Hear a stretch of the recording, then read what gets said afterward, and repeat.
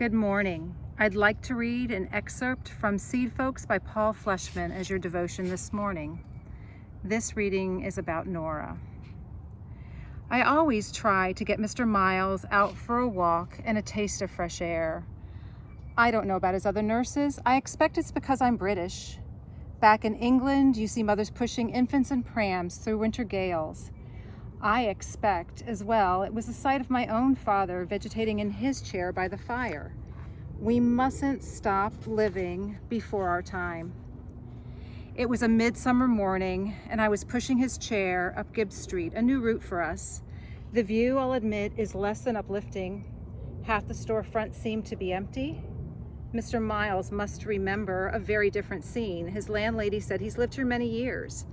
As he lost his speech with his second stroke, he can't tell me himself. He's a mystery. Lately, his interest in the world has declined. I stop before a store window to let him see himself. He has the dignified head of an African chief, only to find that he'd fallen asleep. I realized that his time might be near. And then that morning, rolling along the sidewalk, suddenly his arm came up. He wanted to stop. I obliged him at once. To our left was a lot, and a few bold pioneers had planted gardens. We remained several minutes, watching two Asian women hoeing, then continued on. Immediately back up went his arm. I came around and looked at him.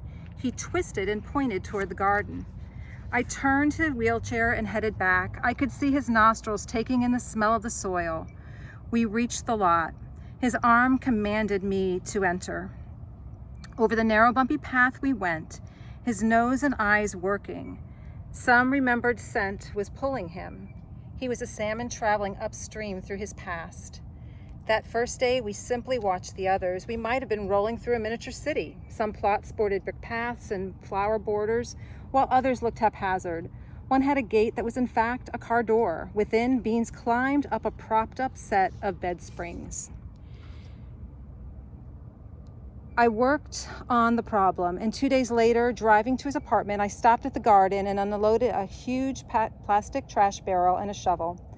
I wheeled him up an hour later, used my pocket knife to cut holes in the bottom of the barrel for drainage, and built a fine sweat shoveling in dirt. I brought with me a dozen seed packs. Mr. Miles chose the flowers decisively, ignoring the vegetables. 30 minutes later, he had planted hollyhocks, poppies, and snapdragons. Riding home afterward, he smelled the dirt on his fingers with satisfaction.